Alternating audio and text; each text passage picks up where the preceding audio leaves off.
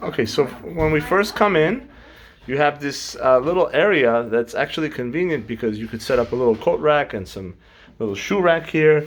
Even off to the side, there's a little alcove, mini alcove that they made useful. In new construction, you always have to use every little corner.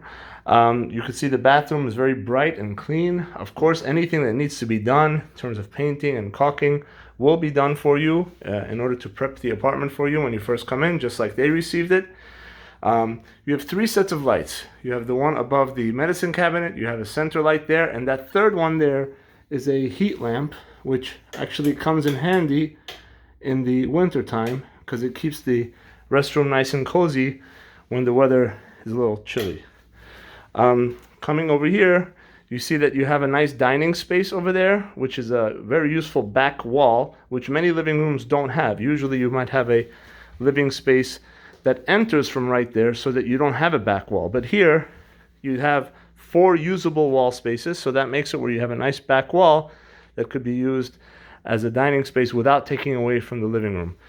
Living room is actually nice and wide. As you can see, they have a few pieces here, TV, sofa, a couple of end tables, little rack over there, and even a chase in the corner, and again, this dining space.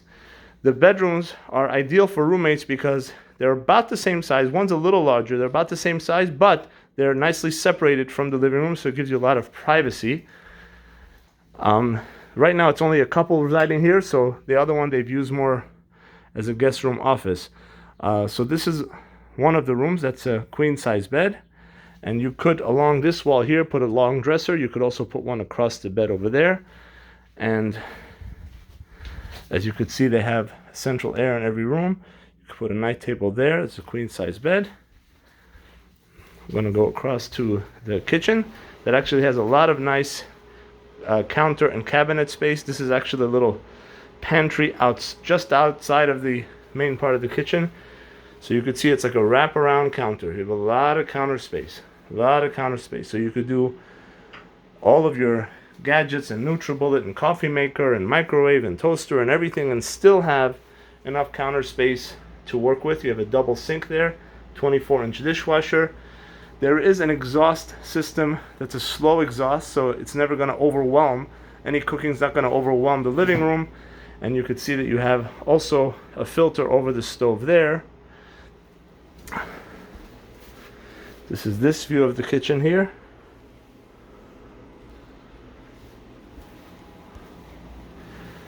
Going back into the living room.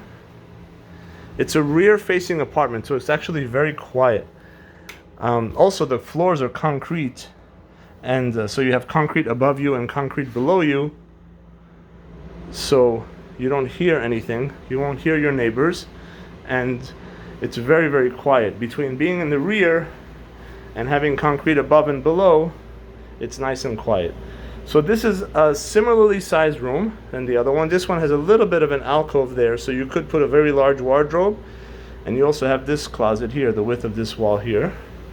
So on this wall, you could do either a desk or a dresser. And then on that wall, you could do a full or a queen. I've seen a queen over here.